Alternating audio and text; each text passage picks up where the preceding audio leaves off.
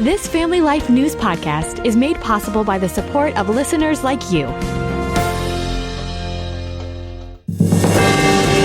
It's the Noon Report from Family Life, bringing a Christian worldview to what's happening in New York, Pennsylvania, across the country, and around the world.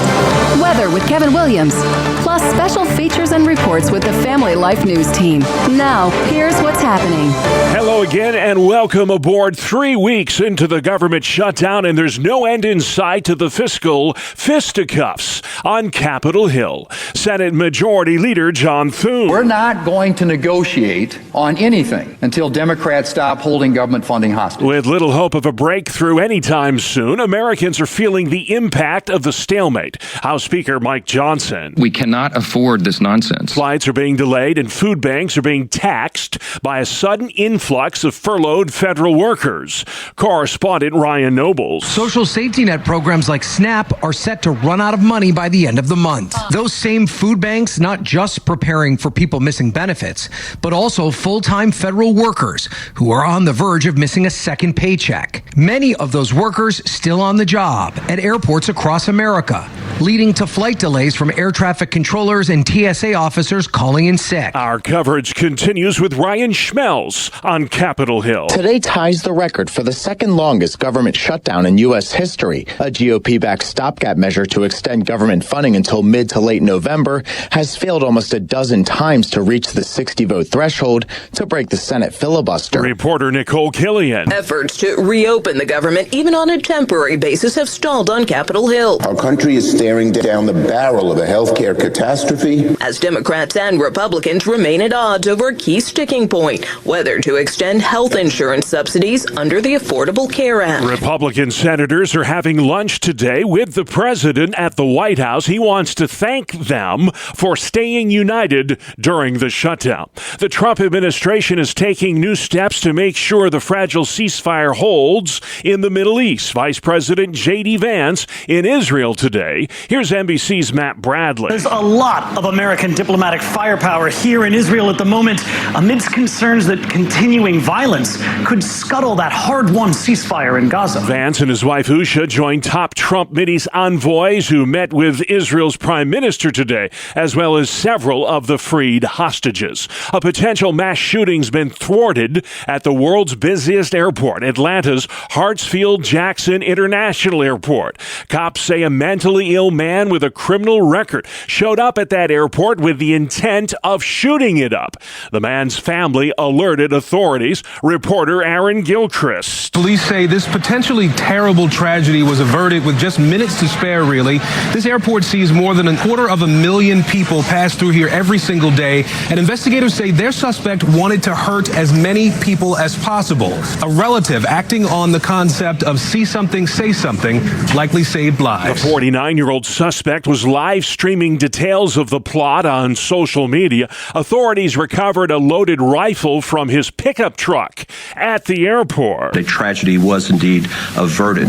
There were 27 rounds that could have been fired from this weapon inside the airport. A motive remains unclear. Authorities are working with the FBI to figure out how a convicted felon was able to get his hands on a firearm. A federal appeals court has cleared the way for the president to mobilize Oregon's National Guard in Portland. Oregon's governor's not a fan of that show of military muscle. These actions to deploy troops are a gross, un-American abuse of power. The Ninth Circuit Court of Appeals ruling yesterday that the National Guard poses no harm to Portland since the president hasn't actually deployed any troops yet. A divided three-judge panel says President Trump's assessment that federal personnel and property are threatened in Portland is within a range of honest judgment, reversing a lower court ruling that had blocked the deployment of National Guard troops. The Trump administration federalized 200 members of Oregon's National Guard last month to respond to what President Trump described as a siege from Antifa and domestic terrorists. The administration says the National Guard is needed to protect the ICE facility in the city. Jared Halpern at Fox News. Demolition crews have started tearing down the east wing of the White House as construction gets started on the president's massive new ballroom. NBC's Garrett Hake. 1600 Pennsylvania Avenue is under construction as crews begin building President Trump's White House ballroom, demolishing part of the historic East Wing facade to make room for the massive addition. The project marks the most significant change to America's most famous home in nearly a century. The 90,000 square foot ballroom will nearly double the size of the White House. Officials in Paris acknowledged security failures after that jewel heist at the world-famous Louvre. CBS's Elizabeth Palmer. France's justice minister has admitted the glass in the cases wasn't tough enough. The thieves sawed right through it. Sofiane Aboubekr is head of France's security guards union. It's a major security breach, a major one. We haven't seen that in years in France, and it's quite a spectacular one. Critics say there is resistance to putting modern security systems in historic French buildings. For the first time in a long time, the average price for a gallon of gasoline in this country has dipped below the $3 threshold. Gas Buddy reporting regular unleaded now averaging $2.98 a gallon nationwide. That's nearly 20 cents lower than a month ago. Cheryl Casoni at Fox Business. 32 states actually right now have average gas prices that are under $3. So that's a significant amount of the country. Cheapest gas right now, I was looking at this morning, Oklahoma, they're paying about $2.46. Highest prices right now, not a big shock, California, they're paying $4.60. New Yorkers are paying on average $3.13 a gallon. The price at the pump in Pennsylvania is $3.21 a gallon. What a baseball game last night in Toronto. George Springer's dinger catapulted the Blue Jays into the World Series. High fly ball, left field, Arozarena, where does it go? Toronto's leadoff hitter George Springer's 3-run home run in the bottom of the 7th gave the Jays a lead they would not relinquish, and reliever Jeff Hoffman closed the door on Seattle in the 9th. The payoff. And for the first time in 32 years, the Blue Jays have won the pennant. Toronto will host the LA Dodgers for Game 1 of the World Series on Friday.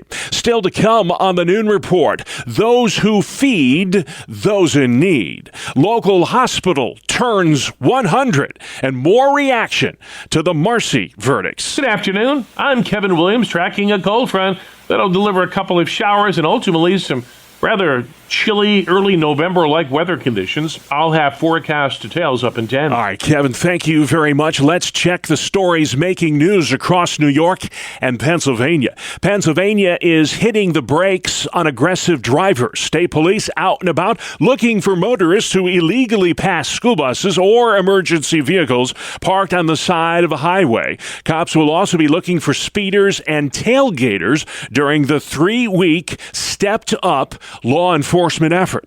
The government shutdown is hitting those who rely on food assistance where it hurts.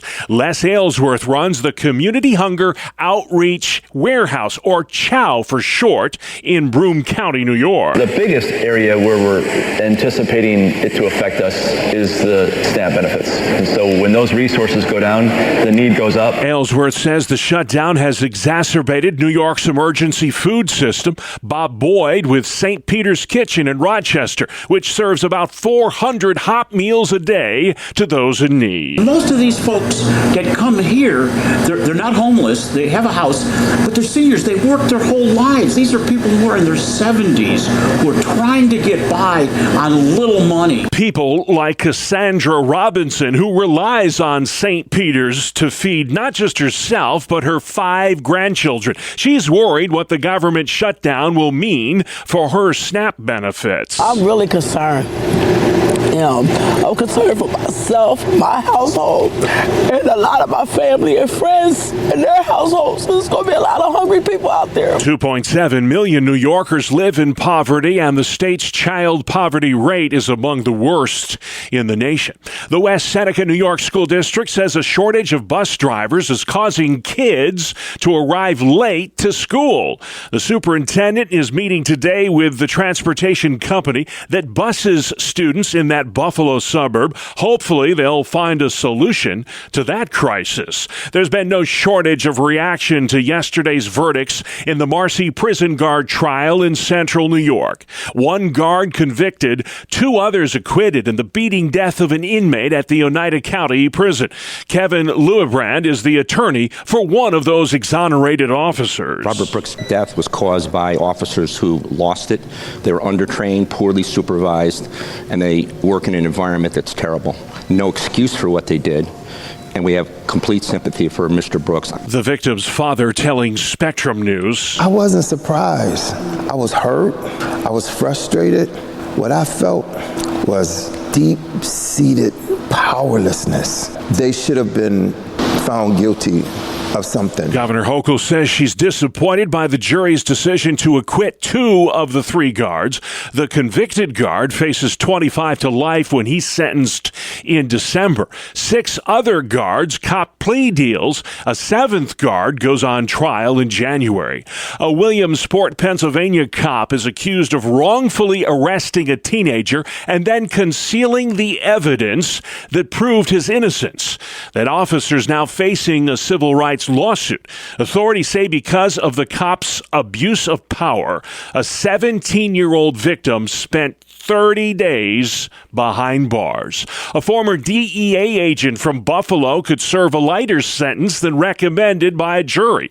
Joseph Bongiovanni was found guilty of conspiring with a drug trafficking ring. Prosecutors sought a 24-year sentence, but court action could reduce that sentence to no more than 11 years. A bill introduced in the Pennsylvania State Senate requires all high schools in the Commonwealth have opioid reversal drugs on hand. Here's Family Life's Brian Query. Under the measure, school personnel would volunteer to complete training on the use of naloxone, which goes by brand names including Narcan, and to store it at the schools. Each school would need at least one person, which could be a school nurse or other employee, who has been trained in using the opioid antidotes to be present daily at any high school facility attended by students. The measure says school employees must volunteer to handle naloxone. The bill is awaiting referral to a standing committee where it would need to be approved before moving to the Senate floor for a vote. Brian Query, Family Life News. The Rochester, New York Teachers Associations filed a lawsuit against that school district. It has to do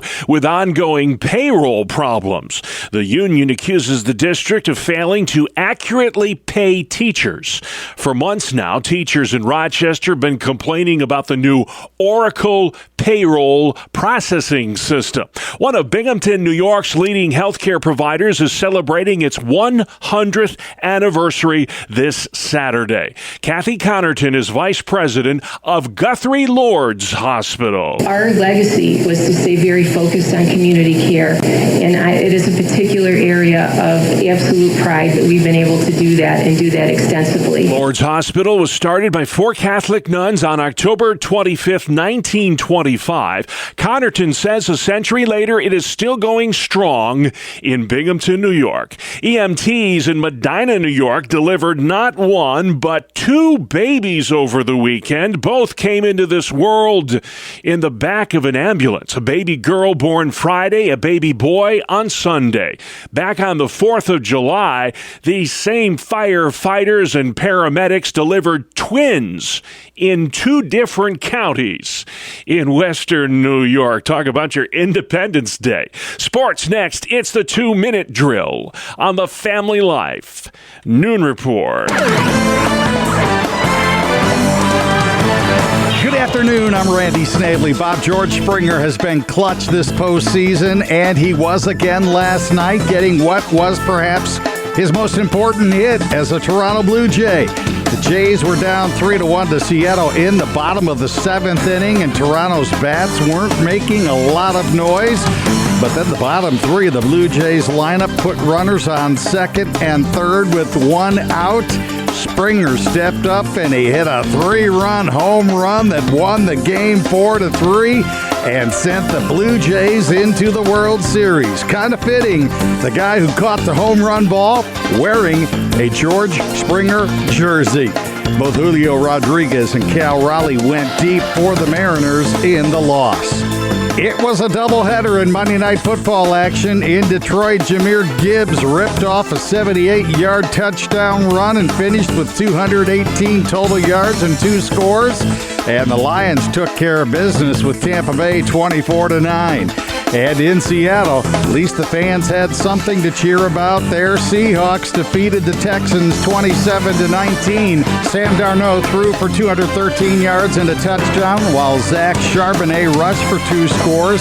Seattle now 5-2, and they are tied atop the NFC West with both the 49ers and the Rams. On the ice, the Sabres fell to Montreal 4-2. Yuri Kulich and Tyler Kozak scored for Buffalo. The Wild took down the Rangers. Artemi Panarin scored the lone goal in their 3-1 loss. The Rangers now 0-4 at home. Owen Tippett lit the lamp twice for Philadelphia. The Flyers went on to beat the Kraken 5-2. The Jets 2-1 winners over the Flames. And the Golden Knights raced out to a 2-0 lead and never looked back, winning 4-1 over the Hurricanes. That is a look at sports. All right, thank you, Randy. Still to come, power lunch at the White House. Close call in Atlanta. And VP in Israel. Welcome to Breakpoint, a daily look at an ever-changing culture through the lens of unchanging truth. For the Colson Center, I'm John Stonestreet. The national debt of the United States government is rapidly closing in on $37 trillion. Given that the nominal U.S. GDP is only $29 trillion, we owe significantly more than our economy produces. Just the interest payment on the debt is now the 3rd highest line item expense in the budget, just after Medicare, Medicaid, and Social Security, and just ahead of defense. It even surpasses our total federal tax revenue. In addition to the federal government, state and local debt amounts to another $3.2 trillion, and total credit card debt is currently over $1.28 trillion. In all, the total indebtedness of the United States, public and private, sits at nearly $105 trillion, though it's increasingly obvious that our national debt will never be repaid. The deficit continues to grow at an alarming rate. These numbers are simply too big to even understand. To put it in perspective, 1 trillion seconds is 31,688 years. So our debt is now 100 times that number. To put it mildly, this bodes ill for our future. Out-of-control debt has been a significant factor in the collapse of every major world power in human history. For example, the French Revolution was partially triggered by a fiscal crisis, which sparked civil war and left between 300 and 500,000 dead, not including those who were killed abroad in foreign wars. With apologies here to Dave Ramsey, there are a few times when a certain amount of debt can make sense. Businesses can use debt to launch and expand. People can take on debt to buy a home or in emergencies. Governments can take on debt also in times of emergency. But overall, Ramsey's completely right. Scripture warns against debt. According to Proverbs 22:7, the rich rules over the poor, the borrower is the slave of the lender. Paul says in Romans 13, owe no one anything except to love each other. God's assessment of the approach our government is taking is just as clear. The wicked borrows, but does not pay back. And there's no long-term solution for the national debt crisis we are in without first dealing with the worldview that's at the root of the problem. The shift towards an ideational culture will involve the willingness to delay gratification, and that can only result from reattaching to eternal truths that point us beyond the here and now. This begins with Christians who are content to be what Tom Holland has called weird, whose affections and loyalties are ordered by kingdom priorities and not the sensate priorities of a culture that's enslaved by debt. For the Colson Center, I'm John Stonestreet with Breakpoint. All right, John, thank you much. Outside we go, Kevin Williams. Here is your family life weather forecast for this afternoon. We'll have clouds and sun, a couple of showers and a breeze. High temperatures generally low 60s. Now for tonight, tomorrow, and Thursday, there'll be some locally heavy lake effect rain showers with rumbles of thunder in the lake effect belts east and northeast of Lake Erie and Lake Ontario. However, outside of those belts, we'll just have varying amounts of cloudiness and a couple of scattered showers. Nighttime low temps 40s and high temperatures tomorrow and Thursday generally in the 50s. All right, thank you, Kevin. This is the Noon Report on Family Life. Life. I'm your host, Bob Price. Here's what's happening Tuesday, the 21st of October.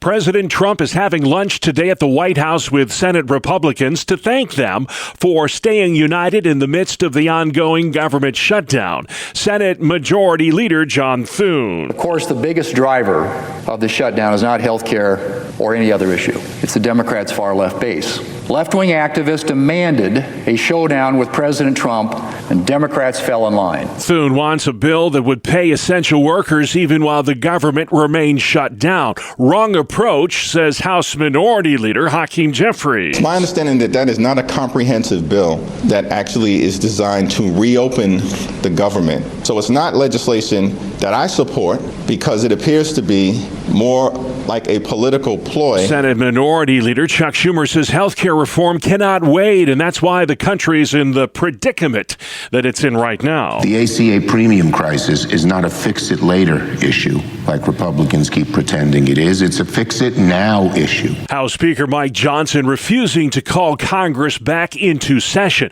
until Democrats agree to reopen the government. They've dug their heels in. They're doing what they know to be wrong. And this is the first time in history that any party has shut the government down over a clean, nonpartisan CR. They do not care. They're afraid of that base, and that's why all this is happening right now. Democrats are pushing for the president to get more directly involved in the negotiations. Vice President Vance is in the Middle East today, shoring up support for that ceasefire between Israel and Hamas. It is shaky, to say the least. The president at the White House Monday. We made a deal with Hamas that, they're going to be very good, they're going to behave, they're going to be nice, and if they're not, we're going to go and we're going to eradicate them. Top White House aides met today with Israel's prime minister as well as several of the freed hostages. Police have thwarted a potential mass shooting at Hartsfield-Jackson International Airport. Tragedy averted, says Atlanta Mayor Andre Dickens, after Billy Cagle's family alerted police he was live streaming his drive to the airport to, quote, shoot it up. He's a felon with a semi-automatic weapon, and he's got mental challenges, and he's approaching the world's busiest and most efficient airport. Police Chief Darren Shearbaum says officers armed with his photo arrested an unarmed Cagle who strolled in to look at the TSA checkpoint. An AR-15 with 27 rounds was in his pickup outside. And I do believe he was likely to use that weapon inside the crowded terminal that he had just seen. The feds are investigating how Cagle, a felon, got a gun. Correspondent Veronica Waters in Atlanta today. For the first time ever, a woman will serve as Prime Minister of Japan. Japan's newly chosen leader, Sanae Takaichi, has been called the country's Iron Lady, and the 64-year-old conservative will need plenty of resolve as she's her party's fourth prime minister in just 5 years amid political scandal and low public trust. Alex Jensen in Tokyo. A demolition effort underway at 1600 Pennsylvania Avenue. It's to make way for a presidential ballroom in the East Wing of the White House. The 90,000 square foot ballroom will nearly double the size of the president's residence. It is the biggest project at America's most famous home in nearly a century. The World Series all set. The Blue Jays are back in the Fall Classic for the first time since the early 90s after a dramatic come-from-behind win over the Seattle Mariners last night in Game 7 of the ALCS. For the first time in 32 years, the Toronto Blue Jays are headed back to the World Series. 1-0 pitch. Swinging a fly ball. Left field and deep. Arozarena turns. Gone! A Springer dinger! The call courtesy of the Blue Jays radio network. Outfielder George Springer erased a 2-0 deficit with that 3-run blast in the 7th to help the Blue Jays beat the Mariners 4-3 in the decisive Game 7 of the American League Championship Series. Correspondent Erica Herskowitz, you're listening to the Noon Report for Tuesday on Family Life. Helping victims escape domestic violence. Welcome back to another edition of Hometown Heroes on Family Life. I'm Mark Webster, and this week's guest is Katie Rhodes of Catholic Charities in Chemung and Schuyler counties in upstate New York. October is Domestic Violence Awareness Month, and Rhodes says her organization has been helping victims in several ways for many years. You've been at this for a while. What changes have you seen for better or worse? Let's start with better. I like that. Catholic Charities has has been providing victim services since 1997, and I think in the better category, we're seeing more funding to be able to better serve both Chemung and Schuyler counties, so that's definitely a positive. In the negative, if you will, is the number of cases that we're seeing that warrant the need for additional staff. Have they continued to rise a lot? Yes, we saw a definite increase after COVID. Things were steadily going up, and unfortunately, we've still seen that go up. It is hard to say, though, is that because people now know that the resources are there, and so these were always situations that were happening, people just didn't come to us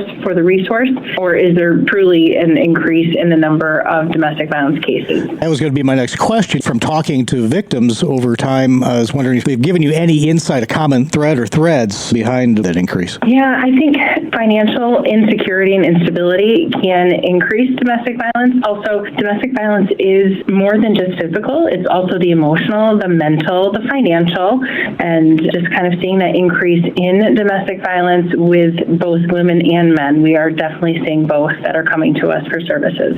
As the old saying goes, an ounce of prevention worth a pound of cure. I know one of the many services that you provide along these lines is education for younger people to try to keep this problem from starting in the first place. Yeah, absolutely. We have healthy relationship curriculum that we can do in the schools, even starting as young as elementary. It's really important because that can help stop that cycle of violence. Also getting kids some help when they might have also been victims of domestic violence through their parents, right? If they're seeing or hearing something happening in the home, that's very traumatic for them, and being able to get them the help and counseling that they need so they can break that cycle is very important. Crime in general, it seems to be one of the biggest problems and hurdles to get over is a self-perpetuating cycle where you're brought up in it and that's normal for you. Yes, absolutely. And we see kids that don't understand that that's not what they should be doing, that isn't healthy, especially without a biblical Christian worldview. You know, it's very hard for people to sometimes know what's right and wrong.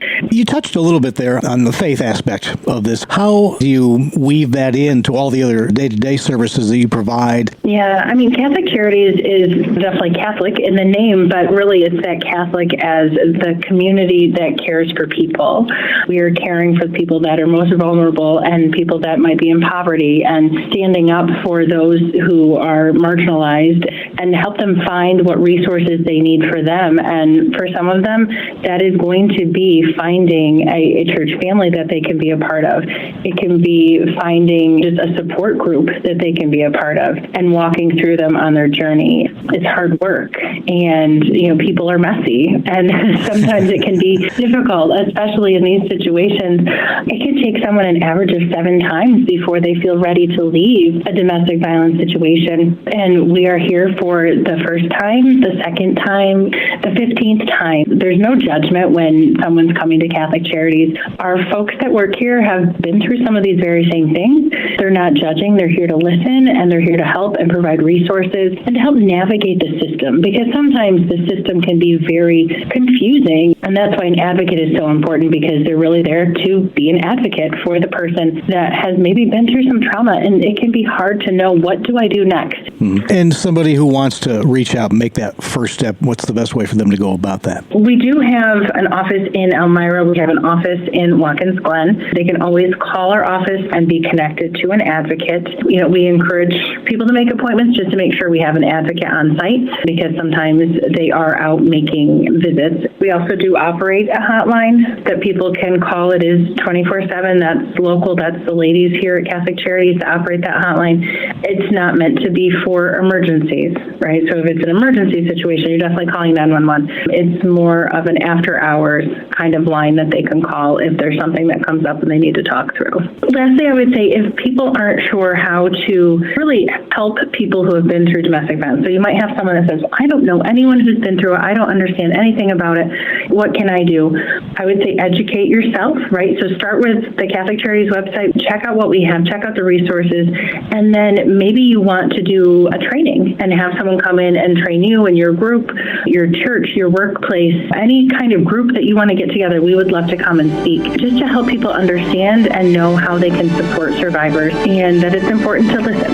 Listening is a huge part of being a support system for someone that has been through a situation like this. That's Katie Rhodes with Catholic Charities. Charities in Chemung and Schuyler counties of upstate New York, meeting the needs of domestic violence victims. Please join us again next time as we search for your home, your town, your hero. It's Hometown Heroes on Family Life. All right, thank you, Mark. Hometown Heroes comes your way every Tuesday during the Noon Report or online anytime at Apple Podcasts, Spotify, YouTube, or FamilyLife.org. Good afternoon. Here is your Family Life regional weather forecast on the midday weather map. We're tracking a cold front that'll bring a couple showers this afternoon. In the wake of the front, chilly air will arrive. This will mean lake effect rain showers in the belt, scattered showers elsewhere, and some rather cool conditions that'll carry us right on into the coming weekend. So for this afternoon, we'll have clouds and sun, a couple of showers and a breeze. High temperatures generally low 60s. Now for tonight, tomorrow, and Thursday, there'll be some locally heavy lake effect rain showers with rumbles of thunder in the lake effect belts east and northeast of Lake Erie and Lake Ontario. However, outside of those belts, we'll just have varying amounts of cloudiness and a couple of scattered showers. Nighttime low temps 40s and high temperatures tomorrow and Thursday generally in the 50s. Thank you, Kevin. Finally, today, an apple a day keeps the doctor away, or so they say. And today we celebrate that famous fruit that's a staple of fall. We are celebrating the humble apple today and the orchards that provide Americans with more than 100 different varieties. Apple Hill Growers says the average American eats close to 19 pounds of apples every year. That doesn't include cider, wine, or sauce. And research shows you should reach for the apple. They have zero fat, sodium, or cholesterol, and they're proven to improve memory and sleep. And they're pretty darn good in a pie. I'm Bree Tennis. Oh, that they are. Thank you, Bree. And that's our world, the world we live in, Tuesday, October 21st. I'm Bob Price, Family Life News. You've been listening to the Noon Report, heard weekdays on Family Life. Thank you for listening.